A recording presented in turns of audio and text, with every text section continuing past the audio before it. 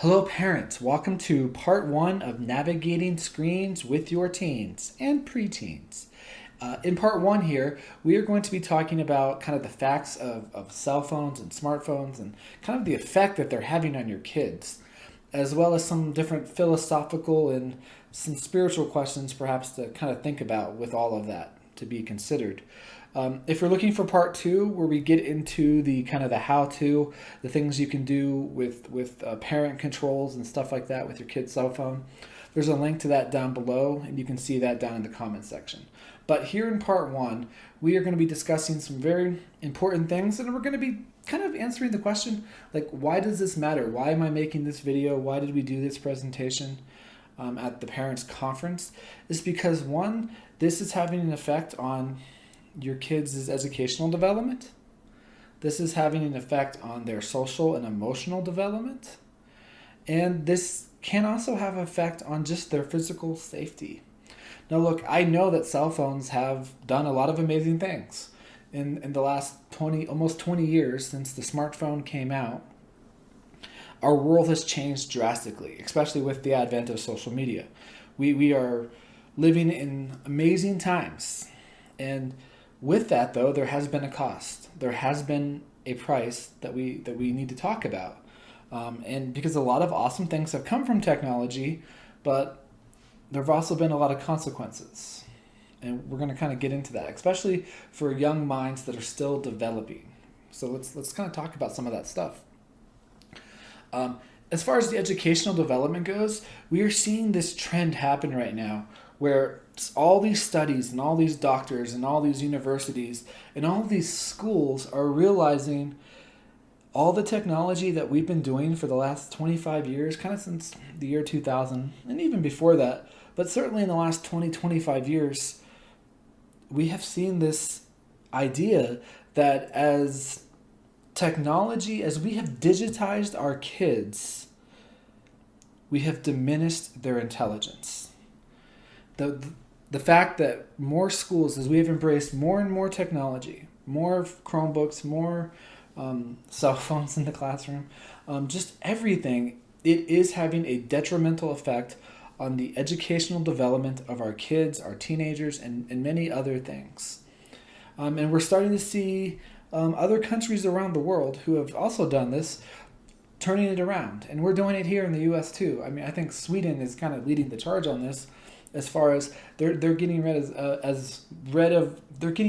as much technology as they can. And a lot of schools in the U.S. and other Western nations and Asian countries are doing likewise. Why? Because the effect of technology, particularly of smartphones and such, it has done something that has never happened before in American history. Every generation does a little better than the generation before it. But for the first time in American history, we are now showing that Gen Z, okay, the last of Gen Z right now is in about 8th or ninth grade, depending on where you draw the line. So the last of Gen Z is basically starting high school. They're in high schoolish. And Gen Alpha is kind of coming up through middle. The oldest of Gen Alpha is coming up through middle school right now. But for the Gen Zers who have graduated high school and they're in college now, there is so much trouble for these professors. There's this crazy story, right, of where this professor has to read to her kids, has to read to these incoming freshmen, because some of them really don't know how to read. And if they can read, they can't understand what they're saying. So she's reading to them the book like college kids, 18, 19-year-old. These kids vote. These kids can go fight in their country, for their country, right? These kids are technically adults, and yet their teacher has to read to them like they're in kindergarten. We have seen study after study show this trend where the new generations, Gen Z and then Gen Alpha under them, they can't think critically anymore. Problem-solving skills are down. Reading skills are down. Math skills are down. Memory, paying attention, no attention span, executive functions, they have all diminished. And so we have this thing happening for the first time in American history where the new generation isn't performing as well as the generation who came before it. Now, yes, there are exceptions. Yes, there are outliers. But I'm talking about the generation as a whole. It's less than compared to the millennial or to Gen X or to the boomers like before that. And that should give us pause to think. Now, on the other side of this, we actually see improvement. Lo and behold, when you take cell phones out of the classroom, kids pay attention better. Test scores improve.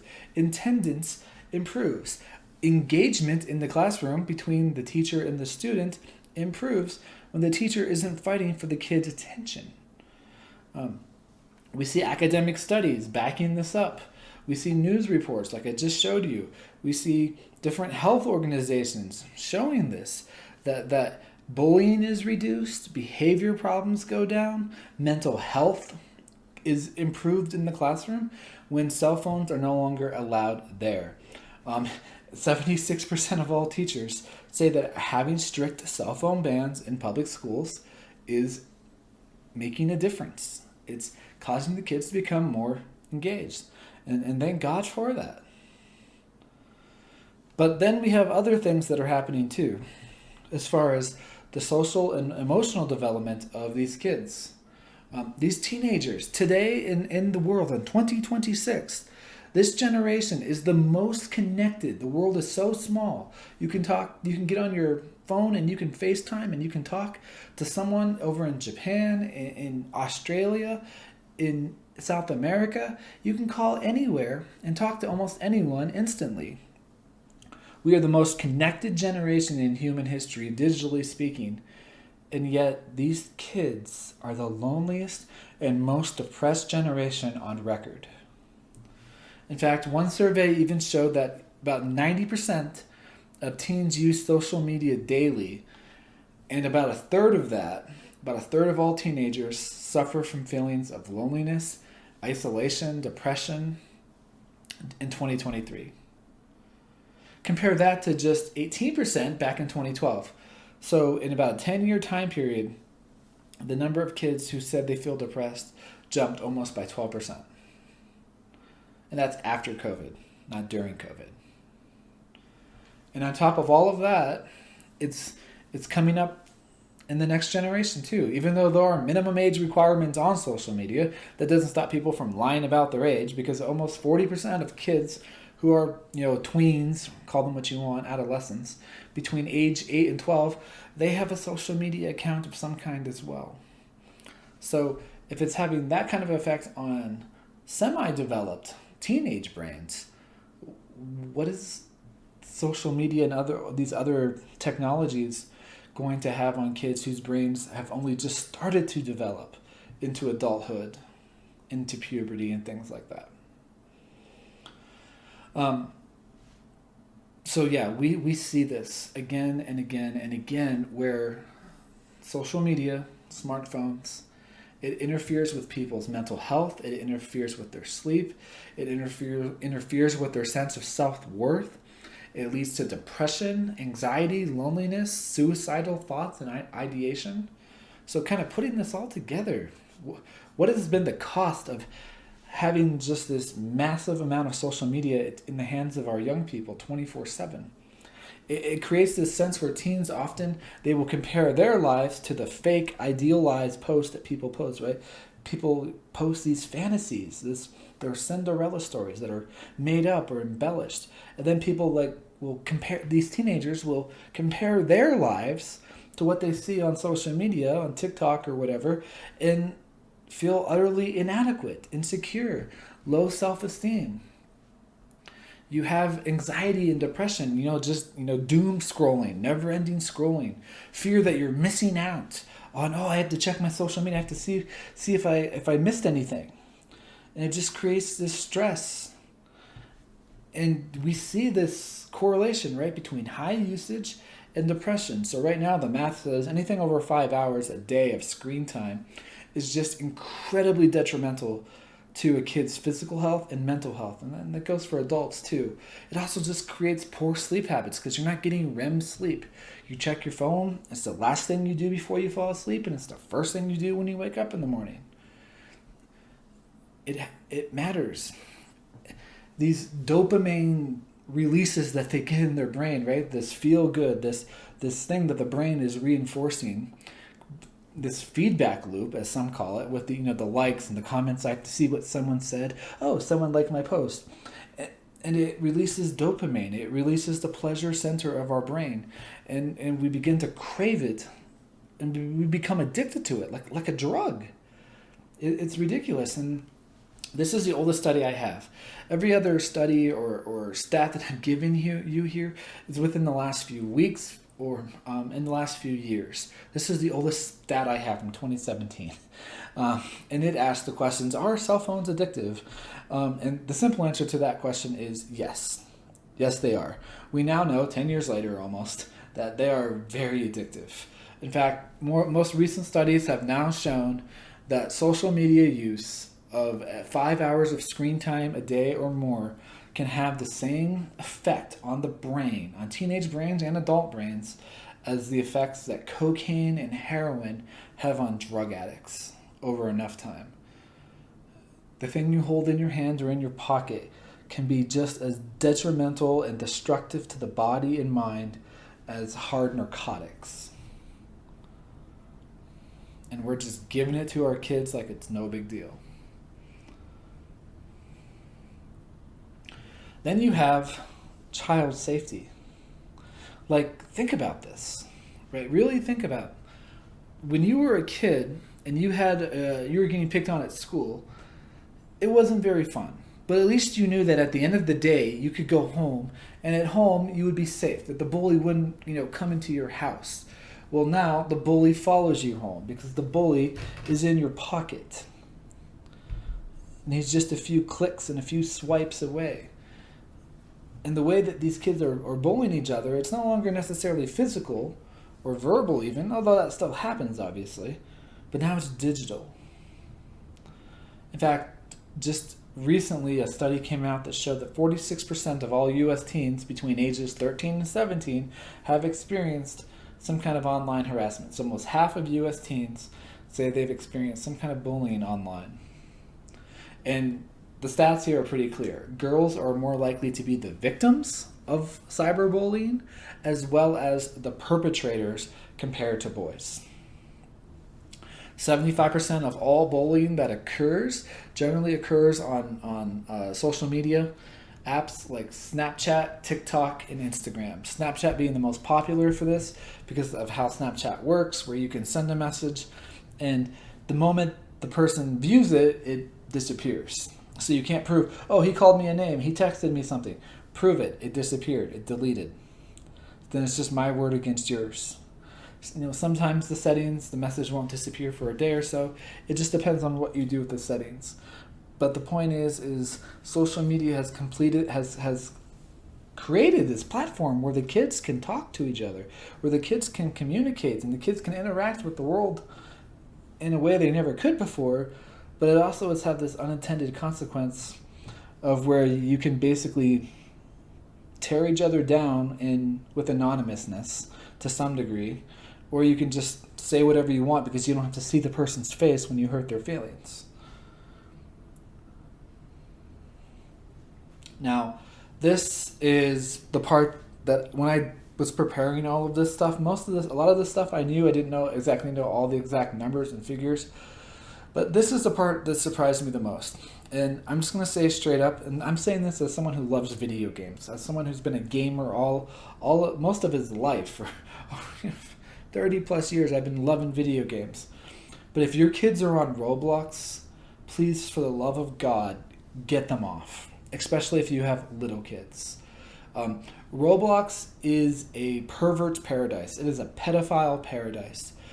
According to the FBI, as many as 500,000 sexual predators were active online every day, targeting kids, mostly in their early teens, in 2024. 500,000 a day. And here in 2026, I bet that number's even more. And their favorite place to hang out is Roblox and all the games that are on that game platform. Why? Because they can talk in various communications, voice, chat, private, public. We'll get to that in a moment. But Roblox itself self-reported that in 2023, to these various missing child agencies or children of exploitation. 13,000 incidences where these perverts were either trying to make contact with these kids or try to go after them physically. If that's 13,000, that's self-reported. That's just what Roblox admitted. You know darn well the things that don't go reported, the number of things that slipped under the radar or Roblox ignored or downplayed or whatever, it's probably even more. It wouldn't surprise me if it was almost 20,000, if not more than that.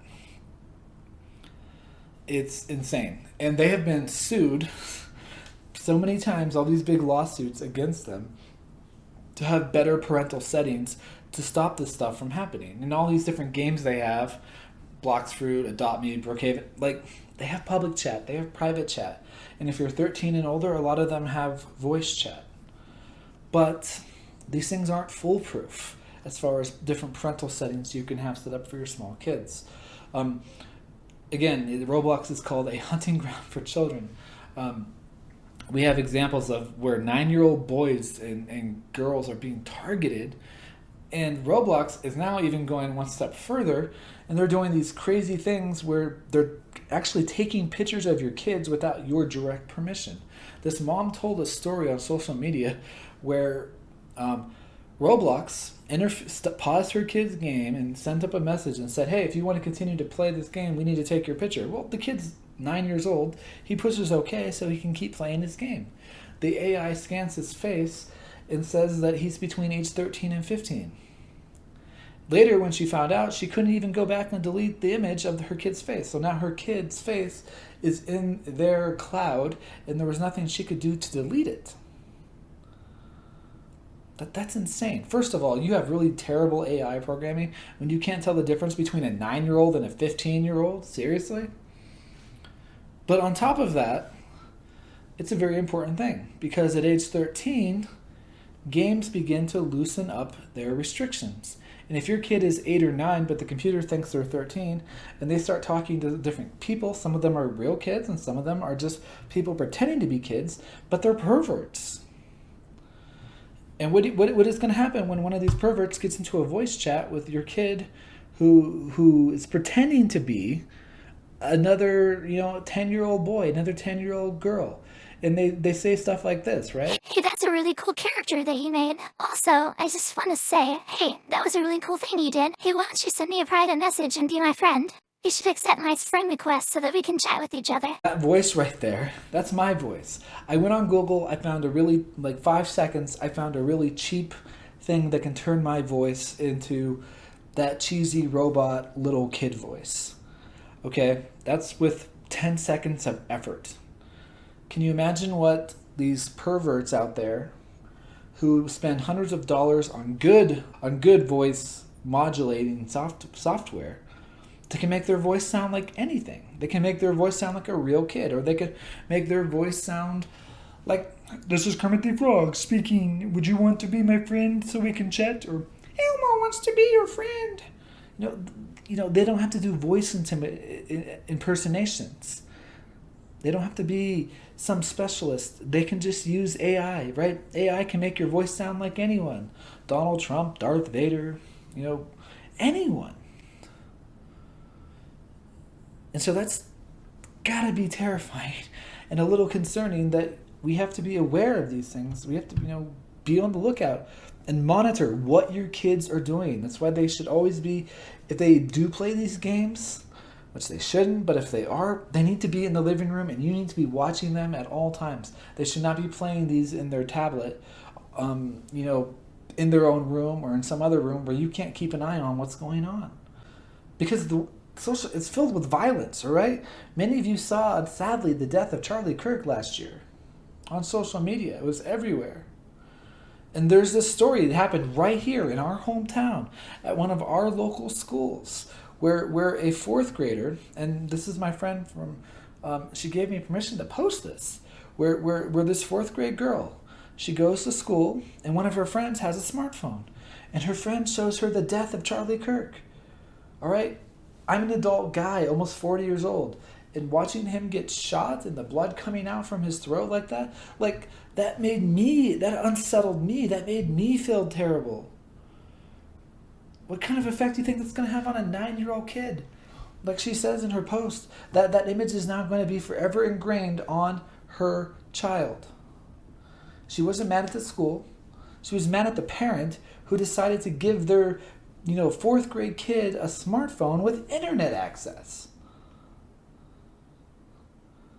So yeah, we can't protect our kids from everything. I get that. I know that. But where we do have control, where we do have a say, we need to do a better job at policing what our kids see, especially the youngest of our population. They shouldn't have to see this kind of violence. There's enough trouble in this world that we don't need this as well. This is a crazy stat. And it's fresh off the press. Like, this study just got released this month, okay? It's just a few weeks old. And researchers from these two universities asked, again, teenagers, basically, how many of you have experienced or sent pictures or sexting and things of that nature?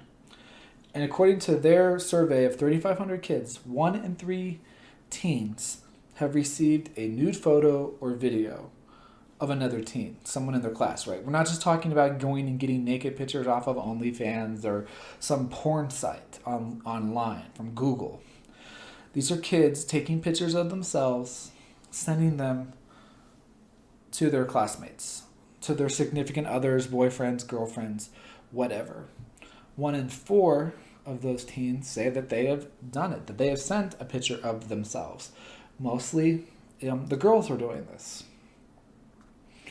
And then when the girl sends a picture, about half have said that, the boyfriend, he'll show his buddies. Like, oh man, check out my girlfriend. Here she is topless. Like, they're sharing private, personal photos of themselves without the other person's consent. And then when you dig further into the data, you discover about half of those people who sent a photo of themselves in a compromising position. They said that somebody got the picture of them naked or in some various state of undress, that they threatened them, that basically, I'm going to share this photo with everyone publicly unless you do what I want. This extortion, this sextortion, is happening across our whole country. What are we doing about it? Or, are you having these conversations with your kids, with your teenagers? And the motivation for this, it's pretty simple. It's pretty much as old as time. It's just in a new avenue. For girls, it's mostly about social pressure that they're putting on themselves, their other female friends are putting on them, their boyfriends, and what other male friends might be putting on them to do this. But it's also because they view their body as a social currency. Right? The prettier they are, the more popular they hope they can be. They're trying to leverage their looks for popularity and for attention, for love. And for boys, it's kind of what it's always been. It's just happening in a new platform. Boys are the social consumers of this. Not to say that boys don't send naked pictures of them. They do, but it's more in a way a female thing. But the boys collect them, and they're not just getting various pictures of one girl. It's if they can get multiple pictures of multiple girls, add to his collection, then he's viewed as a player. He's cool. He's got all these pictures of all these girls. His rating goes up. His cool factor goes up. And so you basically have just this digital modern day version of prostitution. It's really what it is. It's just online, teenage, watered down prostitution where these girls are giving something away in hopes of getting something out of it, and the boys are walking in it to consume it. It's been going on for thousands of years. It's just happening in a new medium and with a younger generation of people. So right now, many of you got to be thinking, wow, okay, that's just a lot of information that you just gave me, and I don't even know where even to begin processing some of that. I think I want to just go home and I don't know if I'm going to just throw my phone out with my kid. I'm going to smash my phone. I'm going to, what should I do? What do I do? Do I just have no phone at all? Do I give them just a flip phone? Do they even need internet access? Like These are a lot of important questions. I get it. I really do. I don't have answers to all of your questions. Obviously, because every situation is different. But there are a few questions I want you to think about. There are some things I want to address. There are a few basic questions that I want you to think deeply about as parents as we move into kind of the philosophical and spiritual aspect of these things. Like, I think obviously the most common question that's probably going to be asked, that most parents are probably thinking, like, okay, based on everything that you just told me, what age should my child be before we let them have their own smartphone? Like, how old should a kid be? And the answer to that question is actually fairly straightforward. The answer is when the kid is the age at which you are finally ready to talk to them about sex. Because they will see things on the internet, no matter how many parental filters you set up, no matter how many things you do to protect them. Eventually, they will see something, someone will send something to them, something will happen where they will see something. And you need to be ready for that. And to be ready for that, I think you need to be preemptive. And if you're not ready to talk to your kids about sex, then don't get them a phone. Because either you need to teach your kids about sex or the world is going to teach them. In fact, the world is already teaching them. And again, this answer comes from a social media or a technology expert who goes around and she talks about these sort of things. Her name is April Whiting. She's a local person from here in Arizona. She said this 7 years ago at another talk that was given here at this school. But 7 years later, I never forgot this answer because this answer is just so right. And when I say talk to them about sex, I don't just mean talking about how babies are made. I mean the whole idea. I'm talking about sexual ethics, sexual identity, sexual purpose, in a biblical worldview for that matter, if you are a Christian. Like, I'm talking about the all-encompassing conversation, not just the physical act. Because this will come up. And the world is already trying to indoctrinate your kids with what kind of different gender ideologies, different aspects of creation about them and their bodies and their worth. And, oh, are you really a boy trapped in a girl's body or a girl trapped in a... Well, you don't have to tell your parents. We'll do things for you. We'll give you drugs. The world can't even define what a woman is these days, right?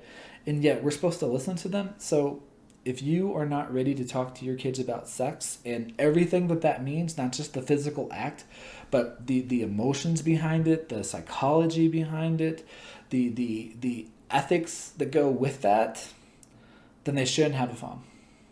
And it's really that simple. How strict? So let's say, okay, I talked to my kids about that, and I do want to get them a phone. And I am thinking about maybe getting them a smartphone that does have internet access. Like, what kind of parental controls and time limits should we have on the screen for what they can and can't do? Well, this is where things start to get a little more complicated, a little more gray. Because in this case, it really is not a one-size-fits-all. It does depend on your child's age, his maturity, her gender, your family circumstances, right? Are you divorced? Are you single? Married? How much time do you spend at home? Are you both gone all day for work? How mature is your child? Like, there's a lot of things to remember. And so I would say with whatever settings you decide to engage, just remember that they're not static. It's not like you're setting the bar right now and it's going to be like that for the rest of their time that they live at home until they're 18. You can always adjust the settings to be stricter or looser depending on your kid and how responsible they are. Now, my personal suggestion is start strict. Okay? On the first day of school, when I do teaching, I am always tougher and stricter on the first few days of school because I want to set that standard high for my students, right? We all had subs, we all had teachers, and once we get a first impression of someone, if we see that teacher like a soft, or it's like, oh, we can break the rules in that class and we can get away with things, they will never respect that teacher for the entire year. But if the kids, if they have a healthy fear in a respect sense, not a phobia fear, but like a respect fear. Like if they know that teacher is tough, that they can't get away with stuff, like that teacher enforces the rules, they will respect that teacher and they'll behave. And so I kind of say the same thing here. Start strict and then loosen up over time. And if you need to get tougher, then get tougher. If you need to get looser with the rules as the kid gets older and more mature, then do that. Generally, again, this is just my suggestion. You can do whatever you want for your own family.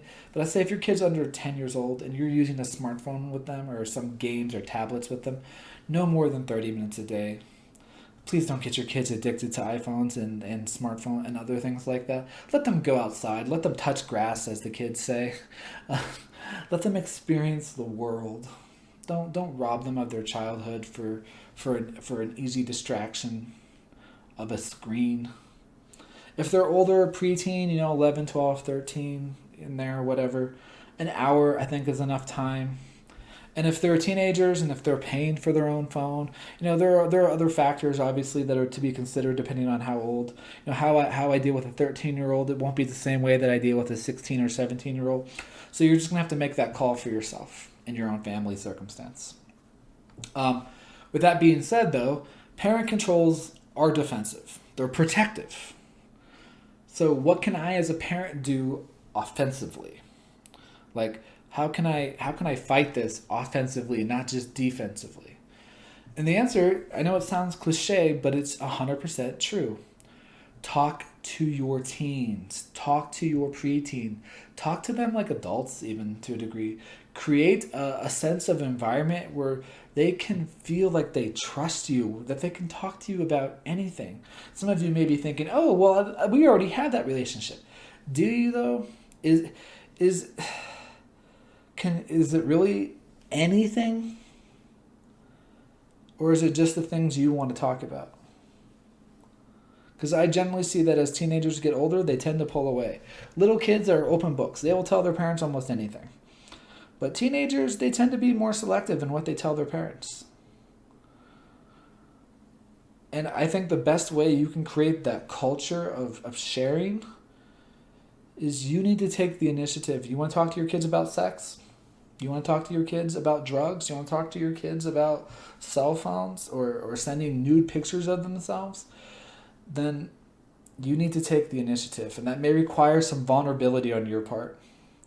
You need to, start the story. I have often found with my students, teaching now for almost 20 years, if I want to talk to my kids, to my students in a way that's going to get them to open up a little bit, I need to open up a little bit first. I need to get the dialogue going, and I need to meet them halfway, as it were. So I share stories from my life. If you need to do the same thing. And obviously, my conversations are very superficial as a teacher. You as their parent are going to have way deeper, meaningful, life-meaning conversations. You need to give examples from your own life. You want to talk to your kids about not, doing drugs and alcohol? Well, then maybe you have to share a story of when you were a teenager and you tried that. Or if you didn't, well, then maybe you know someone who did, right? I had a friend who was 16. She got drunk. She went out on a drive with her car and she died.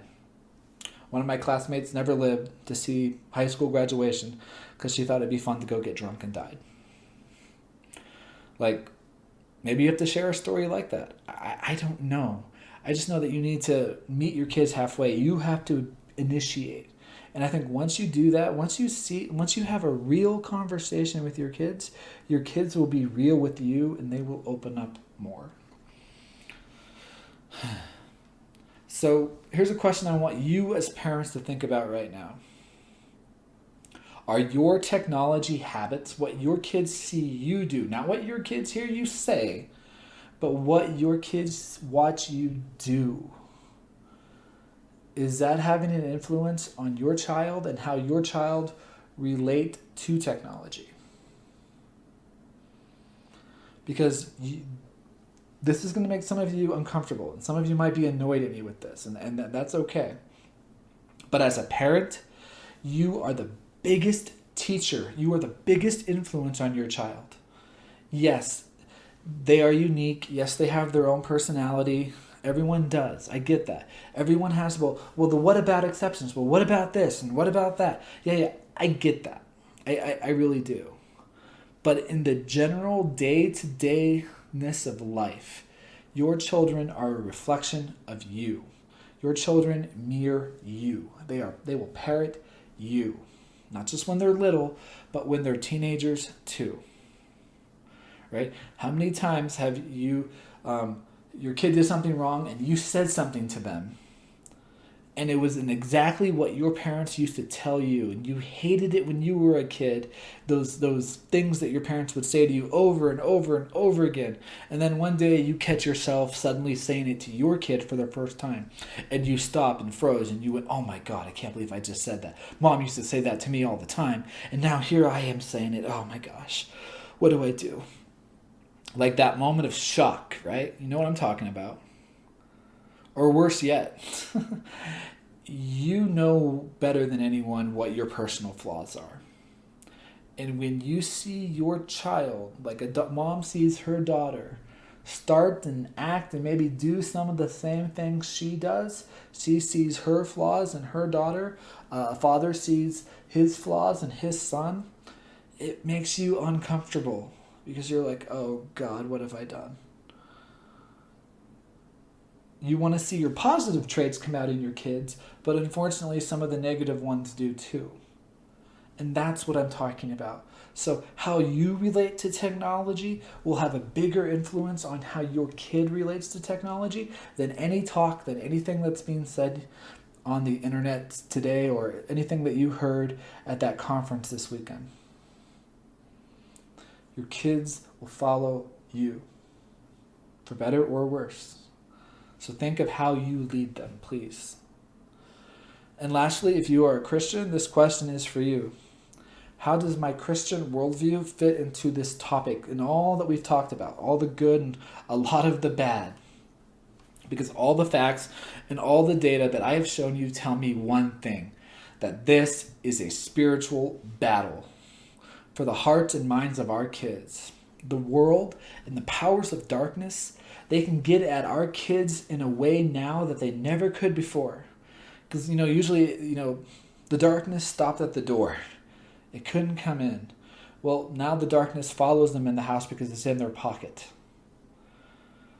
And the world is doing everything it can. The enemy is doing everything he can to confuse this generation and to leave them so discombobulated that they don't even know who they are. They don't even know what gender they are. They're trying to lure them away, not just from their families, but from God in a way that has never been done before. And we as parents, we need to be more vigilant. We need to fight, right? We need to be prayerful. We need to be on our knees praying to God for his intervention to stop this. And we need to do our part as well, right? We need to work like it all depends on us. And we need to pray like it all depends on him, as Charles Spurgeon used to say. So, be aware that this battle isn't just physical, and it is, but there's a spiritual component too. And we as Christian parents, need to do all that we can to invoke heaven, to seek the face of God, to plead the blood of Jesus, if you will, over our kids, and not let them have a beachhead, not let them have a foothold in our kids' hearts and minds. So that is the end of part 1. If you're interested in part 2, where we're going to be going into the practicalities, showing you how you can set things up on iPhones and Androids, how you can set up some of the different parental controls, what does it look like when your kids can't access their phone at nighttime, and just talking about some of the different software that exists out there that help you have a better control over what your kids have interactions with on their smartphones and on these different devices. So if you have any questions about any of that, you can head on down to part 2 and check out that part. Thank you.